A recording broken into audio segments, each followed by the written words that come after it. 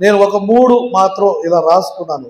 ఏంటంటే బహిరంగ సువార్త పనిచేసే ఉంది, బహిరంగంగా సువార్త పనిచేయటం, శిష్యుల్ని తయారు చేయటం ఉంది, అలాగే సంఘంలో పరిచర్య చేసే విధానాలు ఉన్నాయి.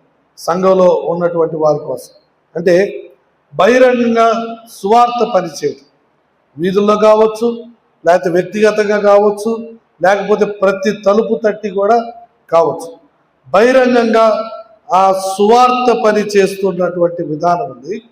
అలాగే శిష్యులను తయారు చేయాల్సిన పని కూడా ఉంది. బైబిల్ స్టడీస్ కావచ్చు, బైబిల్ క్లాసులు కావచ్చు, ఏ విధంగా కూర్చోపెట్టుకొనైనా వారికి నేర్పించే విధానం. అలాగే ఆ సంఘంలో ఉన్నటువంటి పరిచర్యలు, లేకపోతే సంఘంలో తప్పిపోయిన వాళ్ళ గురించి, లేకపోతే ఎదగని వాళ్ళ గురించి, గాయాలైన వాళ్ళ గురించి, వాటి గురించి కూడా పని ఉంది. అయితే ఏ విధంగా అయినా సరే పని కలిగి ఉండాలి, పని లేకుండా తిరగకూడదు. సువార్థికుడు అని చెప్పుకునేటువంటి వాడు, పరిచర్య చేసేవాడు అని చెప్పుకునేటువంటి వాడు, కాపరి అని చెప్పుకునేటువంటి వాడు పని చేయాలి. పని చేయనివాడు ఏం చేస్తాడంటే మిగతా వాళ్ళ మధ్యలో చేరి గందరగోళం చేస్తాడు.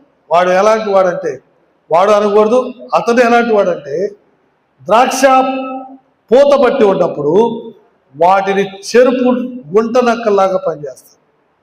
సంఘాలను చెరిపేవాళ్ళుగా ఉంటారు, లేకపోతే పనిని పాడు